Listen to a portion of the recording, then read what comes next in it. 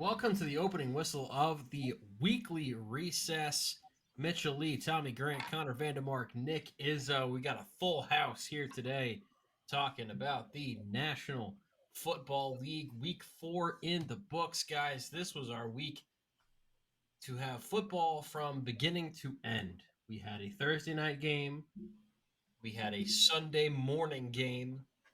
Then Sunday, 1 o'clock, 4 o'clock, Sunday night, and Monday. So we got it all from the very minute you wake up on Sunday. Football right there, ready for you. Did you guys enjoy the weekend of football, or was it kind of a lackluster weekend? I was disappointed. Extremely lackluster. Extremely. I thought it Connor? was decent. I thought overall the games were there were some games that were meh. But I thought there was some interesting storylines that happened throughout. I was at the Jets Chiefs game for this one, so we can get to that later. We will. We will, because I think that is definitely one of the more interesting games. Because there were a lot of blowouts to the point where in the second half of the 4 o'clock games, I wasn't watching football anymore because none of them were close. No. You had a bunch of blowouts. You had the Patriots getting absolutely steamrolled by the Cowboys, LOL. Yeah. You had the 49ers obliterating the Cardinals. And then the Chargers-Raiders game was just not really something I wanted to watch. So I didn't watch that. And To be fair, the Cardinals give a 49ers game from what I was tracking was not a bad game though. Like the 49ers, I mean, so the Cardinals still were like sniffing around. It wasn't until like the second half that even they just it wasn't couldn't until the fourth stop quarter. the 49ers. They couldn't stop McCaffrey. Purdy could get whatever he wanted. They couldn't stop him. It was a 21-16 game going into the fourth quarter. Like for what it's worth, as the Cardinals this year were seen as, oh, we are tanking for the number one pick. Whoever the top prospect is this year, I don't know. Caleb Williams. That's the guy. Probably Caleb Williams, yeah. For them, being in the tankathon, setting the third army going right to the bottom, it is surprising how well their offense has looked and their defense has been decent. And I think they're going to be in some I can definitely see the Cardinals winning 5 games this year. Especially once they get Kyler back. Honestly, I like Dobbs. I think he's been really good with their offense they're running. And you have the rookie Mike Williams. Michael Wilson from Stanford. Wilson. I always get Wilson and Williams confused. Michael Wilson, and then Hollywood Brown's been playing great, and so has Connor. And James Conner's a stud, honestly. He really is. And he's a workhorse. You know what you're getting with him. Yeah. And the fact that he's been producing even in matchups like the Cowboys, whose rush defense has been good, and he was able to run all over them. They have been a pleasant surprise, and I've been low key been rooting for them more times than not this season. I would agree with you there, and I actually agree with your take on Dobbs as well. I don't think Kyler Murray is the answer. I think if you have a quarterback that's not even going to study, he's not even going to study. He doesn't even show that he cares to me. So I think that was a bit overblown. I think Kyler Murray is not going to succeed. I think when Kyler Murray is healthy, he's a top 10 quarterback in the National Football League. And I can't wait to see him play under not Cliff Kingsbury, because he was a horrible head coach. And I'm looking forward to seeing what he does when he gets back. But Dobbs has been, you're right, Dobbs has been a very solid, get the ball to the open receiver, don't make mistakes type, whereas Kyler can open up the offense a lot. I'll say this with Murray is that with the way that Dobbs has been running now, with the ball, because they're scheming for him now to make QB design runs. I'm curious how Murray would do in those same situations, because he could excel because he has that talent, of course.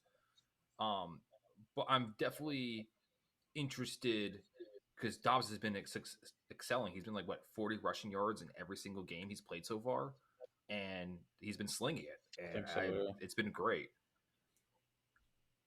See, I personally don't think it. I think it works out better for Dobbs because I hate to go and talk about Kyler's height because that's always what probably everybody talks about. But I mean, if he was a pocket passer, I think it would be different.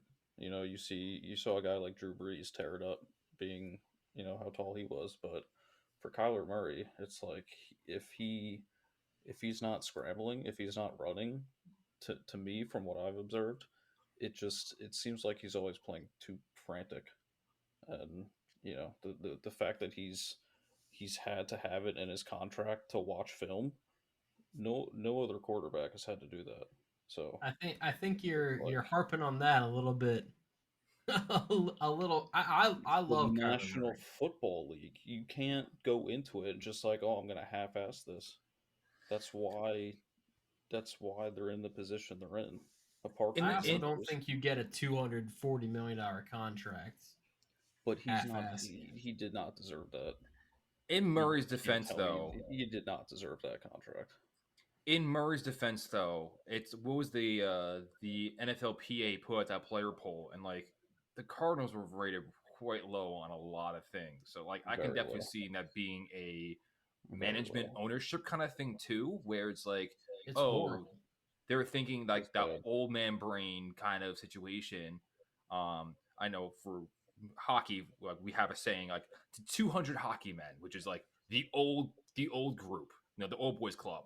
And I could definitely see that being a situation where, with him being a young eccentric player, that they feel obligated to do this because if they don't, they feel like that he won't live up to it, even though he has the dedication that comes with being an elite athlete. Especially playing quarterback too, you have to know your defenses that you're playing against and also your schemes. So like, and he was very successful in college. Like, why wouldn't he already have that exposure? Let's go ahead and move to what we discussed as the game of the week. Tommy, I hate to do it to you, but I also have to do it to you. It's the Buffalo Bills beating the piss out of the Miami Dolphins 48-20, the final score from Orchard Park. Josh Allen with a perfect passer rating. 21 of 25, 320 yards, 4 touchdowns, 0 interceptions.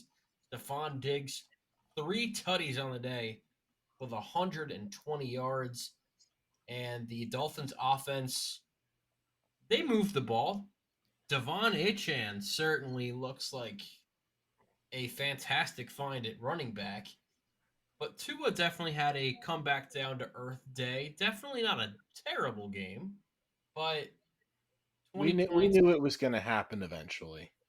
It's just the curse of the Dolphins. They start off a season strong, and then they run into that team that puts them back into their place. I'll tell you what happens. When the Dolphins leave Miami at the beginning of the year and play tough competition, because Miami in September and October has a home field advantage unlike any other team, where it is hotter than hell on that field. Very true. And a lot of other teams are not prepared for it whatsoever. And then they go to Buffalo, and they don't really have that advantage. And No. the opposing team isn't cramping up the same way that they do when they're inside Hard Rock Stadium. That is a good point. I mean, I'm Because not. Miami wants to run a track meet all game. I'm not entirely surprised that Buffalo won. I was kind of expecting it. I just wasn't expecting this big of a beatdown. After the second quarter, I kind of Yeah. stopped watching, and I was like, "Yeah, this isn't going to go in their favor in any way, shape, or form." And Well, you know what it is I'm not too is that not surprised. they finally went up against like a top level defense. Yep. So to me, that game was all about, which I mean, obviously most games come down to the offense, but it was going into that game. It was definitely the could Tua beat the Bills defense, and it just they obviously got a couple scores, but I didn't watch the entire game, but from what I saw, looked like the Bills game planned for it pretty well. Yep, It's tough to it just couldn't break through. it's I tough mean, to slow down Tyreek Hill, and he had what I think 3 catches. Three So catches for 58 yards. yeah, yep. So when you can play zone and you can limit a weapon such as Tyreek Hill and Jalen Waddle and the rest of the offense, then you're you're sitting pretty well. I will say this though, honestly, I kind of see it as a flip of I was more impressed with the Bills' offense and just ripping apart the Dolphins Oh, me because the too. Yeah, fact for that, sure. like, I think for I understand the Bills have not played anyone meaningful so far. They played As the an Jets. offense, Shut your mouth. I was going to say as an offensive opponent Yes, because correct. That was you the had biggest defensive opposition that they've played this year, but offensively is a different story. yes, and they won't. I guess Trevor Lawrence next week maybe, but they've been also sputtering as well. Yeah, Yeah, offensive Like it, line isn't quite there yet either. Jags are I so don't. wishy washy right now. I don't think they actually will see anyone till I can't believe I'm saying this, but the Buccaneers with their offense that's looking good because you have the Jaguars, the Giants, the Patriots, the Bucks, and then the Bengals have been garbage, and then the Ooh, Broncos yeah, and then the that Jets sets up again. really well for Buffalo because the Buccaneers, I mean, their offensive line can't create any running lanes whatsoever, and Baker's due for some come down moments. And then the Bengals, yeah, it's He's Joe Burrow's been the absolutely worst quarterback in the league so far this year. Those who have Bills defense, you are ready yeah. for a ride of a lifetime for the next Yeah. 5 weeks, 6 weeks. So, but I have to give credit to Dolphins at least putting up 20 points. Like they put up a touchdown each quarter, which if you're a regular offense against your average defense, you're pretty happy with that. But the I, Bills putting up Yeah. 28 points in the first half, that's a detriment to the Dolphins defense because I That's think where that I'm going with this. I, I I think think this was that all about Yeah. Miami's defense not being able to hang with the big boys. They they could not tackle. There were I so many mean, tackling issues. they honestly, I mean, like not to compare it to my team, but they really look like the Giants tackling out there, where you have guys just flinging their arms, hoping that they get somebody. that's hurtful, but I'll take it. I And mean, like this is the same team that let up 17 points to the Patriots, which is also a not very good offense. And like that's definitely if they want to contend, they got to figure they need to trade for someone to fix things. And that's the And thing. The So Dolphins what have they never need been a is very balanced team. The Dolphins what they have need either is been Jalen great Ramsey to come offense, back. Ramsey would be they've nice. either been great on offense and shitty on defense, or great on defense and shitty on offense. That's just the Dolphins' curse. They can't get a nice even team. yeah. Well, this was And supposed to be the year. you can't rely on putting 30, 40 points up every week. Yeah. I don't Well, know. it sure seems like that's both Miami and Buffalo's tactic to win. Is just, hey, our quarterback can make more plays than you, and in the case of Miami, it's well, do you really want to run with our guys all game? We have all of the quickest, mile per hour times of the season so far. Whether it's Tyreek, Achan, Waddle, Mostert, whatever Robbie Anderson's calling himself this week. There's always something. And the Bills found a way to contain it, just like the way Nick said. So I've got to give credit to the Bills defense. It does get Yeah. tougher for them, though, because they lost Tre'Davious White to a torn Achilles. Yeah, that Yeah. definitely hurts. And He's I will say probably this with their the best Dolphins. defensive player. I'll say this with the Dolphins too is that it's kind of the double-edged sword of running that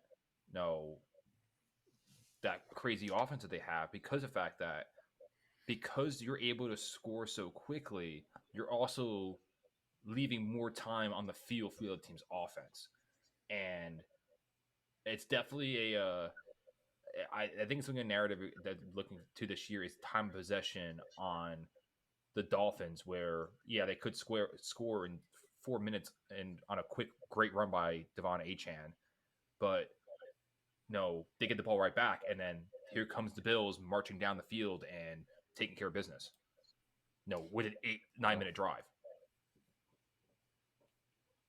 All right, next up, let's go ahead and just jump into that Sunday night game that you were at, Connor. Kansas City Chiefs at the New York Jets. This one was a roller coaster of emotions in my living room watching that game because I'm watching the first quarter and it's kind of everything I expected, except Yep. I can't even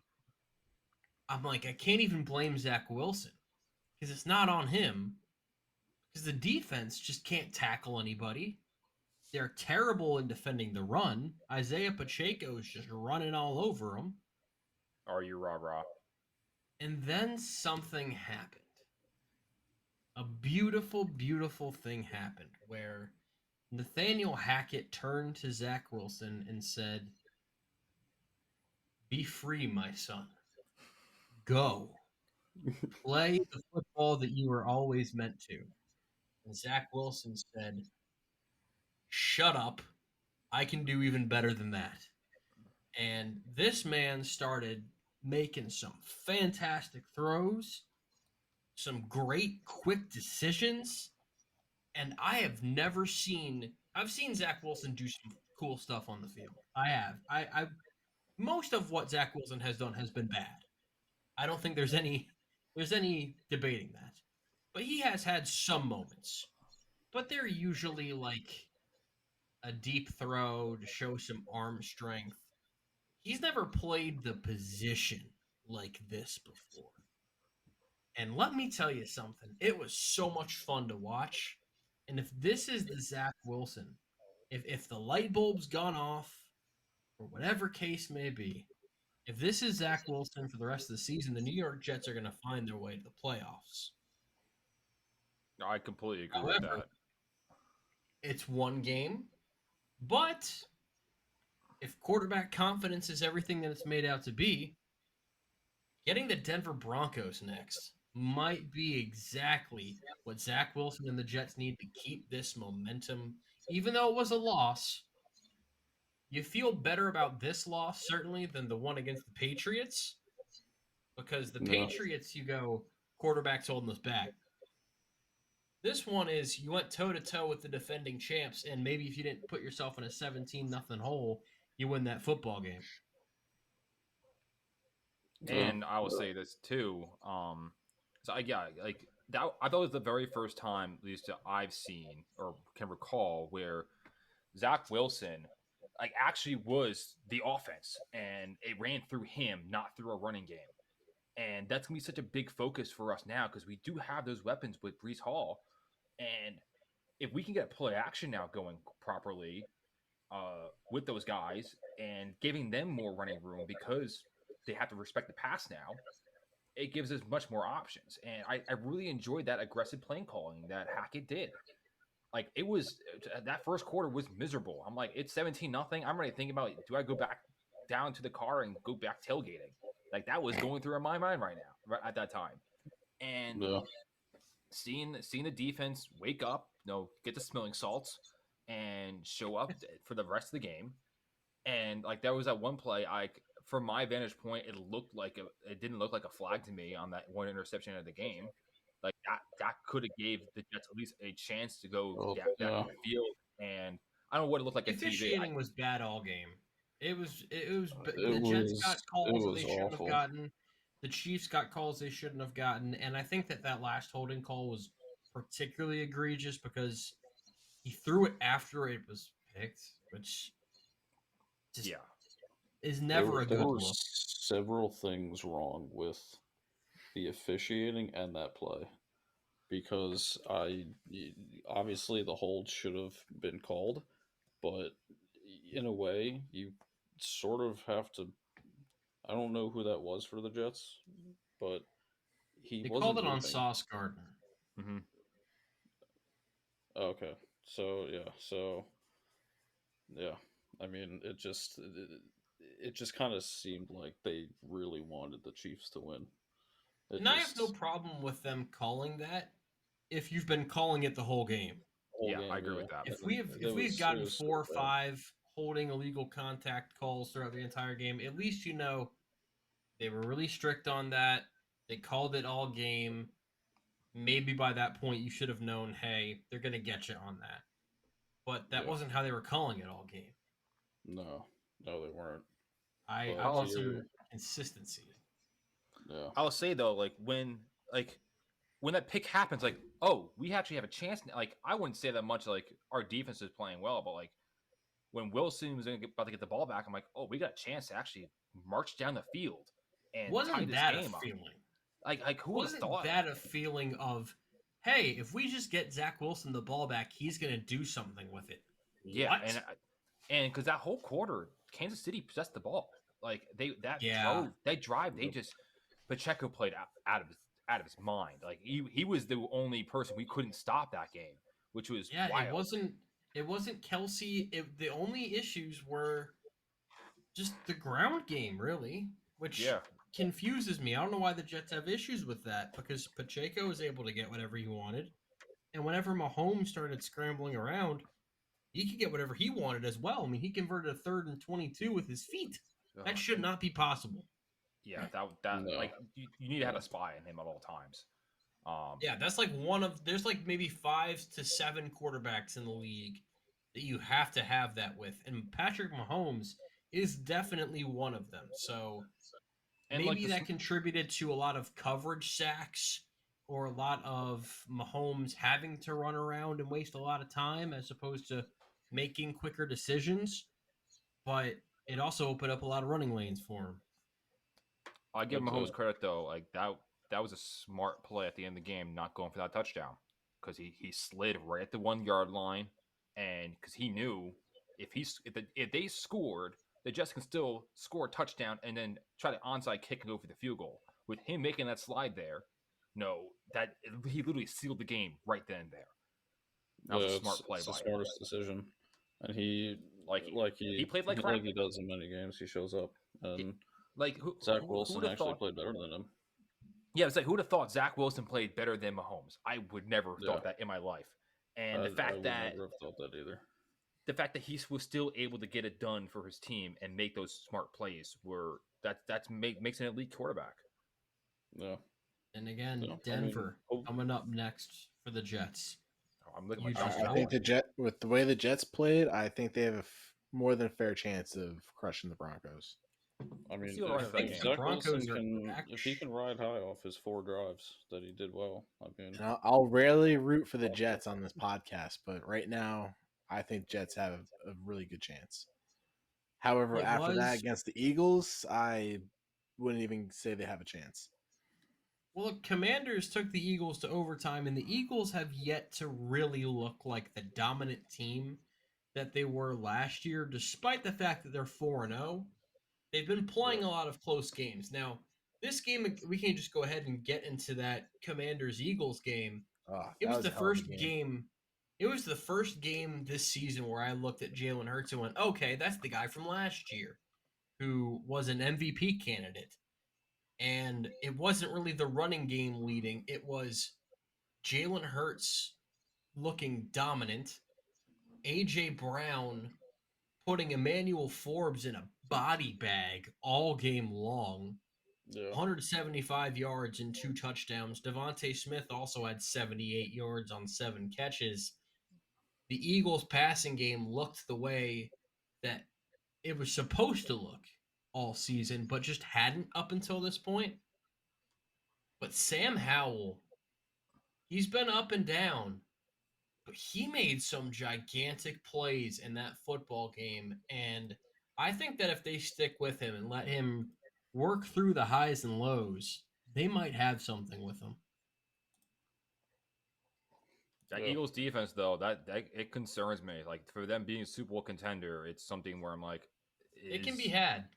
It can be had, and that's definitely their weakness. But if their offense shows up like it did, then like AJ Brown, he goes like, that ball's mine. Give it to me. I want it. And when you give it to him, he does great things with it. No, they're definitely feeding him. 13 targets is a good amount of throws to him. but still, he's able to still put up the numbers that you need. Like he is that alpha on that team where he just dominates games. Yeah, he absolutely does, and unfortunately, I have to watch him kill my team twice a season, and yeah, like you said, he was putting Emmanuel Forbes just through the blender. I mean, any any route on the route tree that you could possibly think of, he Forbes could not cover Brown. Like it was his game. He could have had two more touchdowns probably. It was just, but the surprising part was the fact that kind of what you were alluding to about Sam Howell, that he I gotta give him credit. He hung in there and they forced the overtime and just You had a didn't pan great out for him. final drive for them. He did. He did. He made some throws that are like, wow, like I'm surprised that that's coming from Sam Howell. I really liked him coming out of UNC, but when you're a fifth round pick, you're not even guaranteed a roster spot, let alone a chance at a starting job at any point. So I think it speaks volumes to how he's viewed by the coaching staff, that he can have a game like his game against Buffalo where he threw 4 picks. He's allowed to work through those highs and lows and not just, hey, man, we got a good backup in Jacoby Brissett. We're getting you out. And it seems to me like Washington is going to ride with Howell this season. And I'm going to go ahead and make a bold statement now because I believe it to be true. I think the Washington Commanders are going to playoffs. I think Sam Howell is going to get Washington to the playoffs. I think their defense is good enough. I think they've got a decent enough run game. And Howell is going to show massive growth over the course of the season. That I think that Washington, there's a lot of other teams that people are waiting for in the NFC, like Minnesota, a bunch of NFC South teams that I just think they're going to kind of cannibalize each other, and none of them are really going to rise to the top. That someone else has to join Dallas and Seattle as that wild card, that last wild card team. And right now, my money would be on Washington.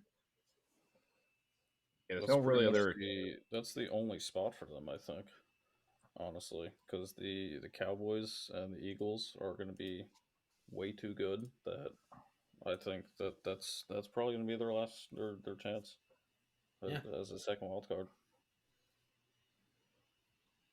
I also was looking at because one thing that I definitely noticed for this game was with the scheming of Washington, the first 3 games, like they didn't throw the ball deep, and they finally did this game. Like Scary Terry actually was able to get the ball in his hands down the field, and they weren't doing that previously. I'm looking. I have his stats up. That's what I was like. You heard the keyboard going. That was me.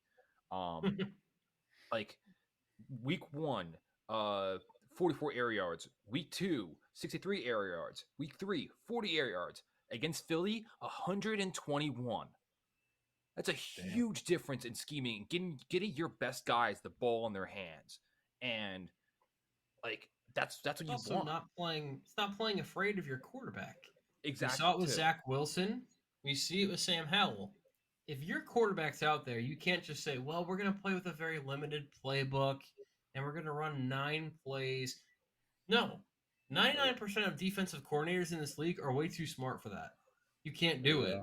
So you have to open up the playbook and say, hey, if you're going to be under center for us, you're going to have to ball. And we're going to amplify your strengths. And that's what the Jets did with Zach Wilson. And that's what the Commanders did with Sam Howell. And if they continue to do that over the course of the season, it will lead to good things. Completely agreed. I think Dotson was the same thing too. He wouldn't probably have as good as a game. He had a touchdown, but like same thing. Like they were throwing it deeper to him this game as well. They were trying to get him involved, but he's had a bit of a rough go this season, but I'm sure he'll get it turned around. But compared to the past 3 games, 27, 27, and then 71 this week. Like that helps. Yeah. The corner that he was playing against last week was Tavarius White. Like, what else do you expect? Yeah. The Eagles secondary is either good or trash. There's no in between. So Well, they I also think have Avante that's a Maddox is factor. out for the season, so they've got a big injury that they're working with right now. So, True. A lot uh, of injuries. A lot of Nick, injuries. I will defer to you since it is your first week on the weekly recess. What stood out to you from week 4? What stood out to If me this is your if this is week your Evan 4? Neal rant, then it's your Evan Neal rant. But To my Oh, I got a lot of rants, but I will keep it short and concise because I think we know my viewpoint on my beloved Giants. Because they're Let's just hear it, Nick.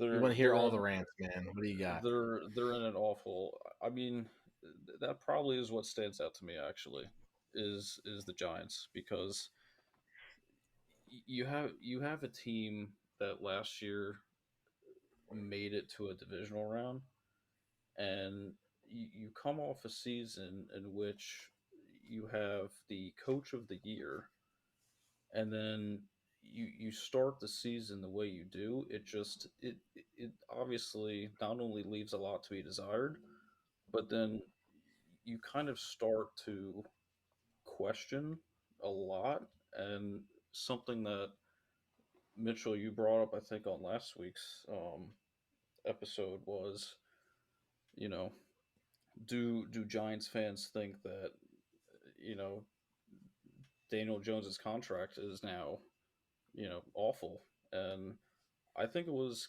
honestly, I think it was bad from the moment they signed him. I felt that they were stuck with him, and they just didn't have a better option.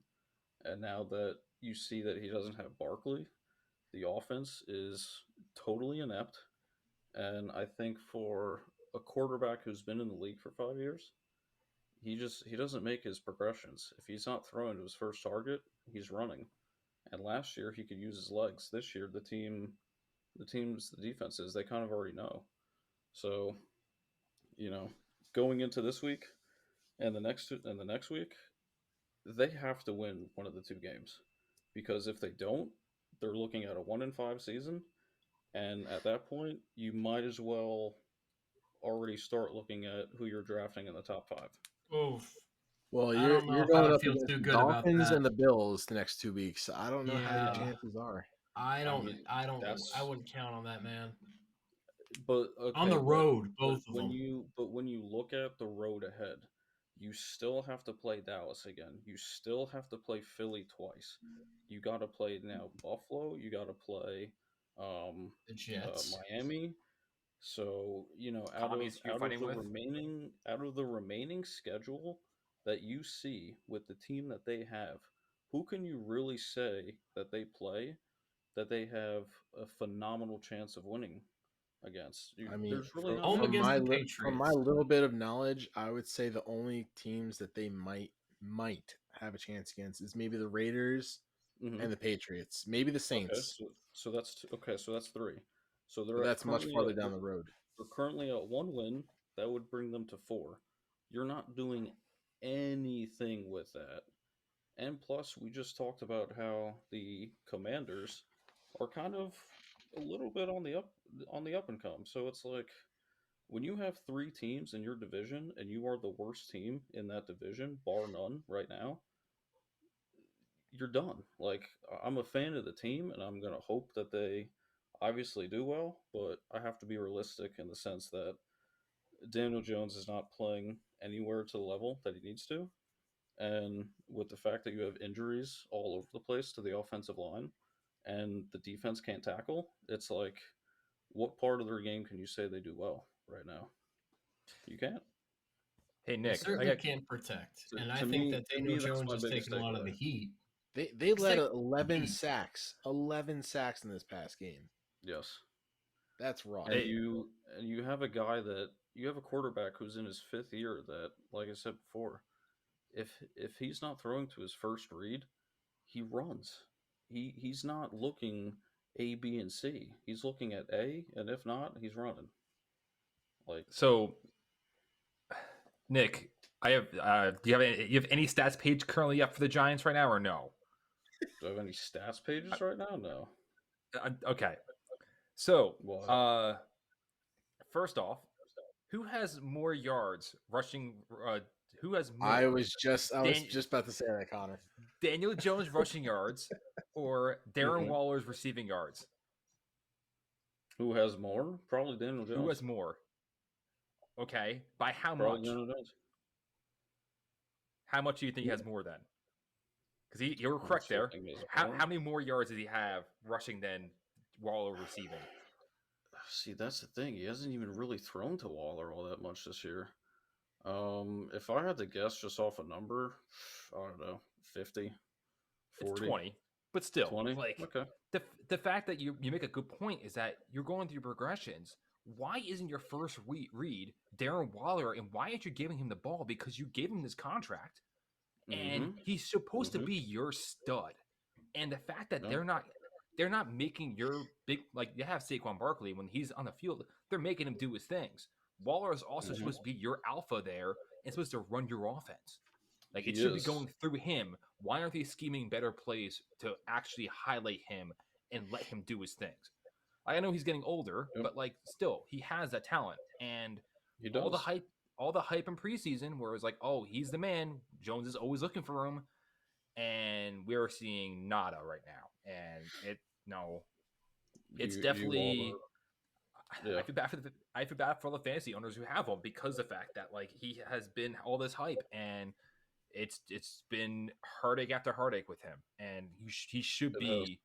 he should be the one that is putting the team on his back with Barkley not in.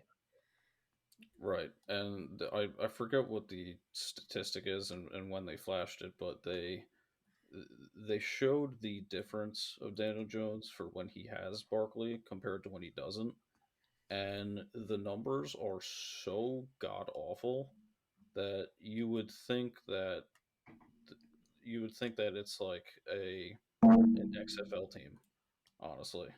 And it it's funny because it highlights the value of Barkley, but then it also completely undermines what Barkley needs out of a season. So, you have that, and then like you said before, they're not scheming anything for Waller. I think he's got most 5 targets maybe in a single game. And He's getting some targets. He had 8 some, against yeah. Arizona, 7 against San Yeah, Francisco. 8. But the thing is, like he only has three. He only has one game over 3 receptions, and that's against Right. Arizona, who defense is meh. Um, And but like in which we know they didn't do anything for the first 6 quarters of the season.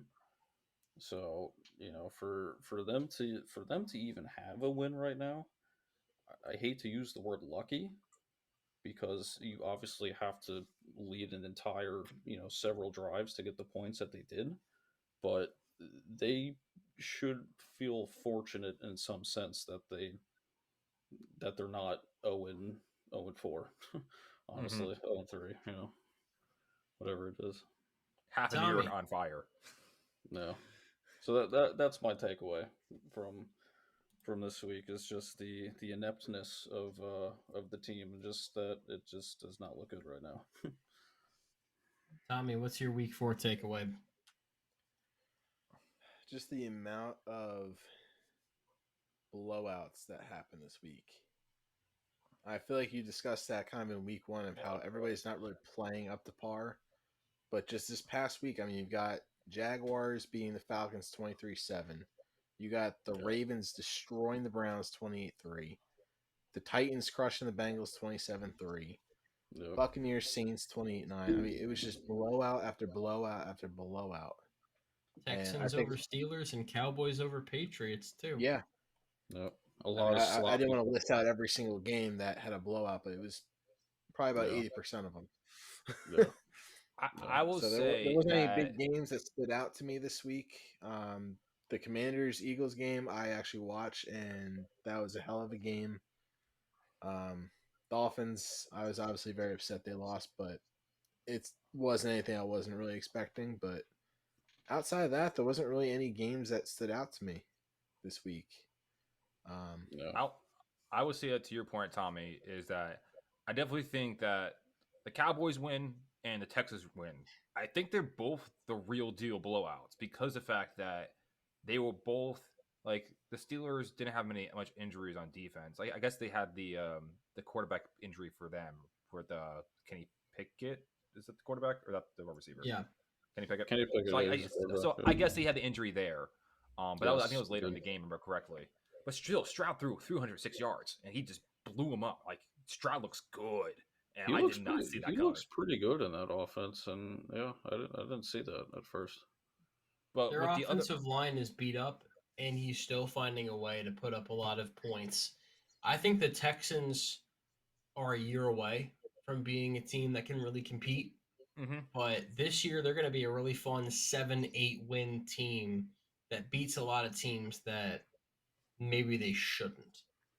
and like Stroud made the Yeah. comment, like I want Texans fans to feel proud to wear their jersey, and like that's a huge like as a hockey Devils fan going through the ugliness of their rebuild, seeing the Texans actually turn things around and like have a mediocre season, that feels good because you're not like not the laughing stock anymore, and they actually have some respect now. The other Sure. games though, like the Saints, you had the Derek Carr injury where I don't think he should have started in the first place.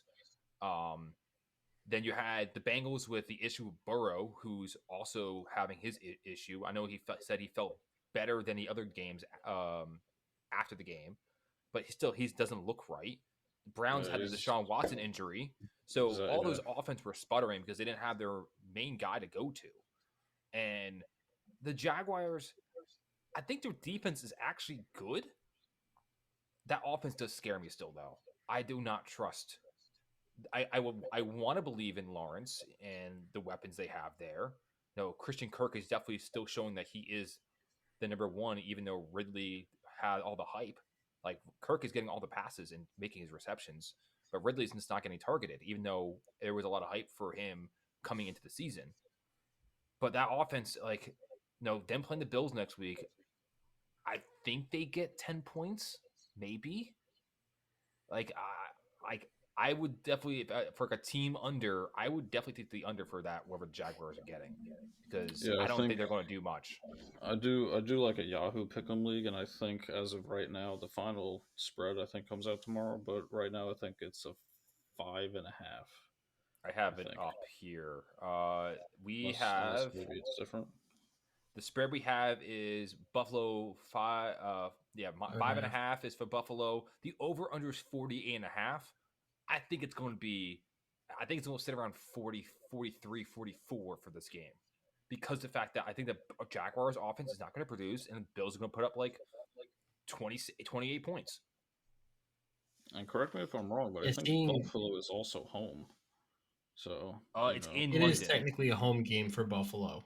Technically a home game, but right. obviously it's not. They're not. Yeah. Never mind. I'm curious to see that Texans Falcons game this week because we Fun. talked about two of those games, the Texans and CJ Stroud, but the Falcons felt like that game was for the taking. Desmond Ritter, kind of a similar-ish situation to Sam Howell, where the team they didn't put a first-round pick in him.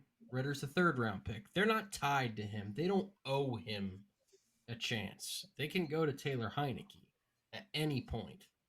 And I feel like he's on thin ice where he really cost them that game against Jacksonville. That was right there. Jacksonville's offense was not doing what it needed to do to get that win. 16 points should not have been enough to win that game. But Desmond Ritter kept making mistakes, and they could never get out of the single digits. No. So and when your only offensive weapon is Bijan Robinson, teams are too smart. They're going to stack the box, and if you're going to force Desmond Ritter to throw, then you're already in a good spot.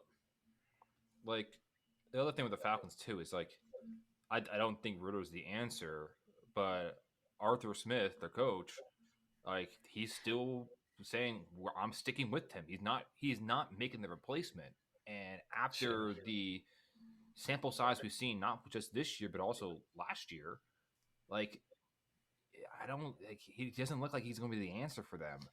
And like London's finally getting some targets now, but Kyle Pitts, who you spent his first round pick on, was it the 12th round, A 12th overall pick? pick. He Yeah, used fourth overall, taken in front of Jamar Chase, Micah Parsons, Jalen Waddle, and Devontae Smith. Oh, but here's the thing though: with those three to four players you named were also wide receivers. Would they even get the ball either?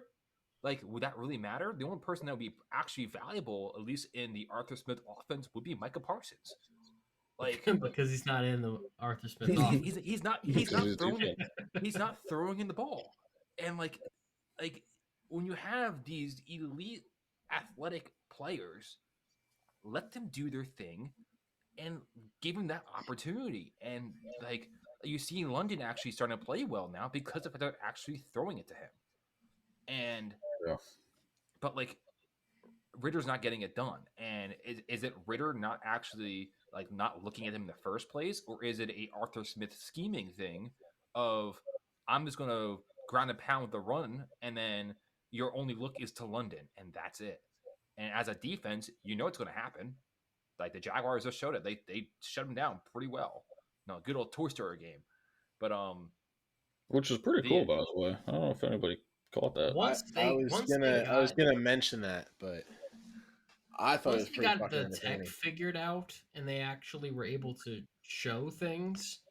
It was pretty cool, and you can tell that they did their research. The NFL had a really weird week of pandering because they pandered to kids to start the day on Sunday, and then they ended the day trying to pander to the Swifties with Sunday Night Football in a broadcast that was frankly embarrassing. Oh God! And I'm all about the Taylor Swift, but that was tough to watch. That was just awful television. Yeah, they got to learn to separate things, honestly, because it's getting so out of hand. It's so obvious that they're like, let's try to milk this demographic while we have it. Absolutely. And it's I don't know how they don't feel pandered to, but yeah. And going back to the Toy Story game, it gave me very strong like backyard baseball animated vibes. Yes. Yeah. Pablo Sanchez need to come out there and play quarterback for the Falcons. I was watching. I was like, this looks like the animation looks so much like the backyard games. And I got a big hit of nostalgia watching that. So, have anyone catch the NHL is something very similar? Here is it. Big City Greens is what the NHL partnered with doing it. It's like a TV show on Disney, I think it is. Because the NHL did something very similar, and I thought it was a great attempt at it. I don't think football is the right sport for it because of the fact that there's not a lot of action going on in between plays. Like, I think the hockey one actually, I don't know if you guys have ever seen the one for the hockey. The hockey one actually looked pretty decent because it's very fluid and there's a lot of things going on. Like, and they had fun with it. I thought the hockey one was a lot better than the football one because it was, I don't know, I felt it was like too static. If that makes sense. Yeah. I can see that. I can see that. Which, by the way, do you see that they're getting their own red zone hockey? I did see that. I am very interested by that. That's going to be pretty cool. NBA needs to do that as well. Yeah. Like I'm curious how they're going to set that up because the fact that they're going to do on I think it was October 20th when they're having like all 32 games being played on that same day, and they're going to try to stagger the slots. But like the nice thing about red zone is that you can have it where if someone's threatening to score, it's easy to transition over and just like watch the drives or three drives, go in the triple box. Hockey is so much different where I guess the only equivalent is a power play, but like I feel like hockey's best watched during 5-on-5 play than power plays, in my opinion. I would agree. Yeah, and you brought up the point too, is like in between plays for football takes time. You don't you don't see that with hockey. It's all on the move. It's fast.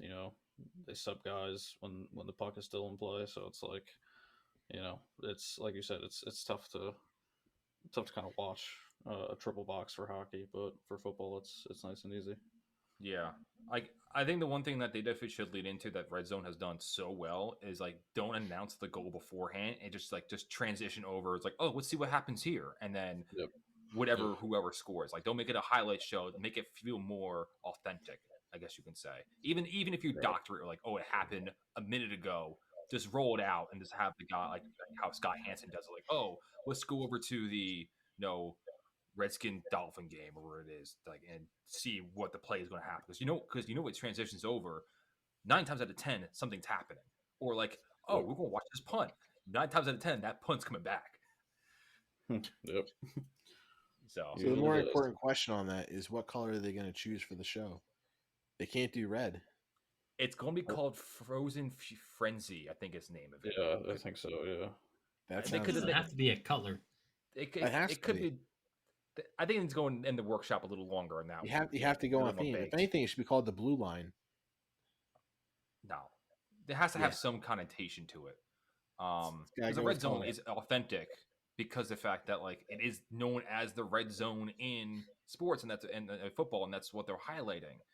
Like, I think that I know something it's very called on NHL Network, but like NHL on the Fly would have been a perfect name for it, but someone already has that. Sure. On the Fly would have been perfect for it, but like again, NHL on the Fly already is a broadcast on NHL Network, so they just stole that for that. That'd been perfect, but that's a negative. Let's wrap this thing up with some rapid fire questions that I have. Okay. I love it. It's just one sentence maximum. Okay. 5 questions.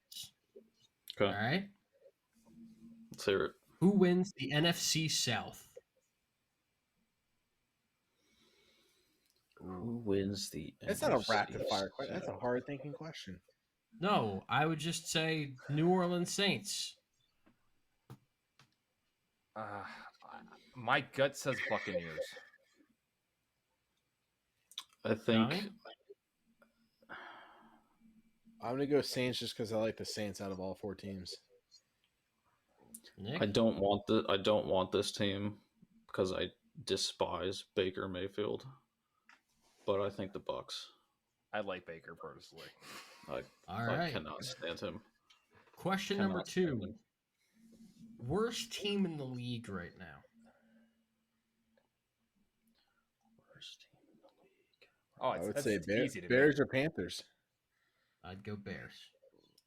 I would say Bears or Broncos. All right. I think it's the Panthers because the fact that Bryce Young is not looking good and their defense is bleh. All right. Question number 3. MVP right now. MVP right now. I mean, Taylor Swift is an obvious choice, but to be I think right now. Not only did you not go one sentence, you were stupid. I won't pull up the betting lines right now, but I know my heart says CMC. He's just been so dynamic with the 49ers. Everything runs through him. He's just that good. I'm going to be biased and say Tua. Despite the bad week he had this week, I'm sticking with my boy Tua. I bump the lines right now. I think it's going to end up being Patrick Mahomes again. All right, just to know, top 5 right now is Allen at 350, Tua at 500, Mahomes at 500-ish, 550. I'm seeing in different lines. Hurts at 750, Lamar Jackson at $1,000, CMC at 1,600. So right now, my pick would be Josh Allen. He is that good. That was going to be my second one. Yeah. Question 4. What team that is doing pretty well right now do you expect to drop off? Definitely Eagles.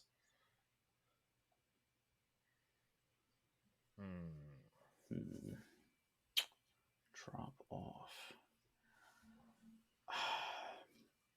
I'm going to exclude the Cowboys because every year they go to the playoffs and then just forget how to play football. And it's absolutely lovely to watch. Who is going to fall off? I got to think about that a little bit more. Man, that's a good question. Connor? That is, I think that, like, again, the NFC South is up for grabs to the top 3 teams. Like the Buccaneers, they're 3-1, but like that's just gonna be a grudge match to the end. I think if I'm looking at all the teams right now, I like the Lions right now, but I don't know if they're going to keep up the consistency with the offense the entire year. Oh, okay. So that might be a sleeper pick for this question, but I think maybe Detroit. I don't know if I see enough in their defense to see a complete team. This may seem weird. Like I think looking at their schedule now, it's definitely winnable because the fact they don't really, like, at least at this point, they don't really play anyone strong until like week 13. I think the playoffs, I would be concerned about the Chiefs. I think their defense is good. Their offense, it hasn't really been clicking the way that I expected them to. I don't know if I'm the only one thinking this, but like, no, the Lions only put 21 points, and which is a very porous defense. The Jaguars' defense might be for real. They only put 17. The Bears is the Bears. Of course, they stomped them. The Jets, who is I would say a playoff level defense. You remember when this was supposed to be a 1-sentence answer? But like, I was waiting for that. I know, but like, I think going into the playoffs for them, I think it's gonna be like a kind of like a paper tiger in a way. What does that even mean? It looks fierce, but can crumple easily. Oh, okay. Mitchell, I'm glad you asked that because I was thinking the same thing. I'm just going to say Titans and just leave it at that. Just leave it at that. That's fair. And then the final question is, who do you think is the next quarterback to get benched?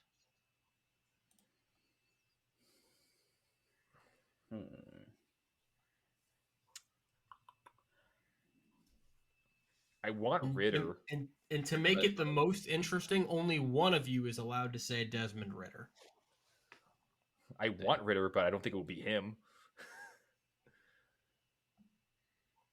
If you're not picking him, Connor, then I will, because I do think it will be him. All right, so then Ritter's off the board.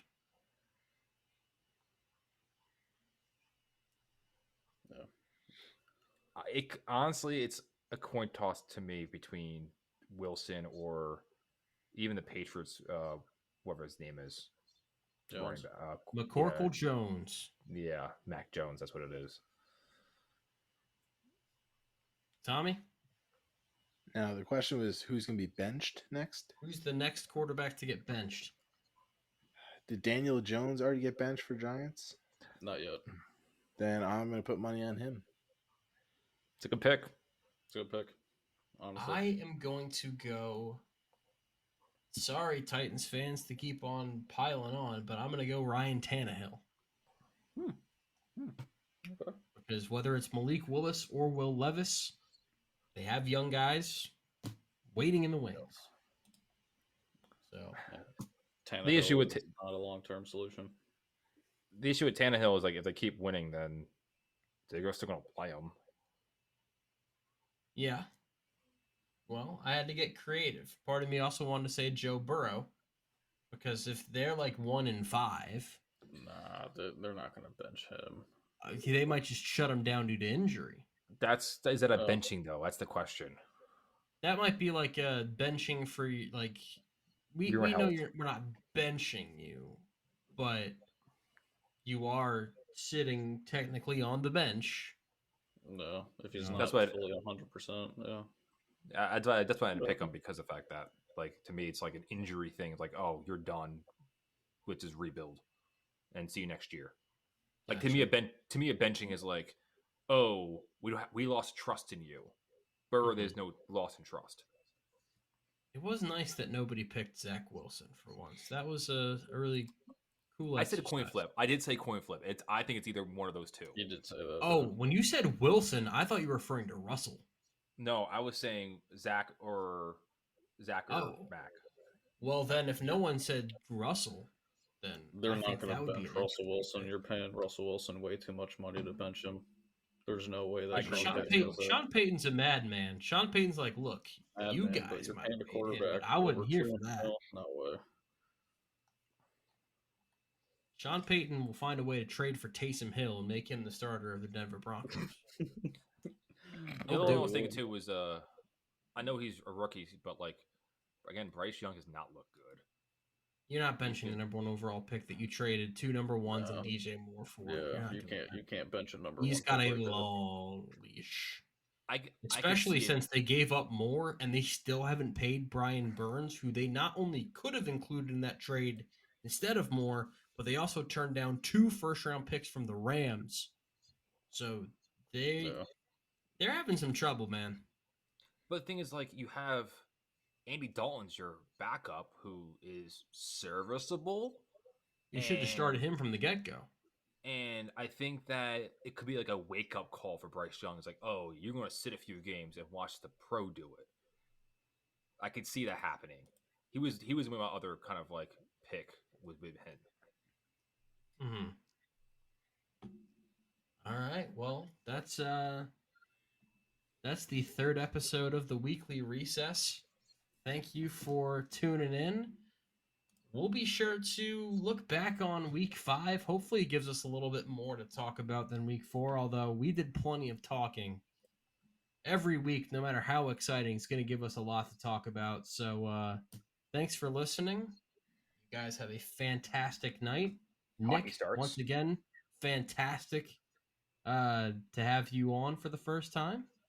Glad to be here. Hopefully we get to see you next week as well. Absolutely. Looking forward to it. All right.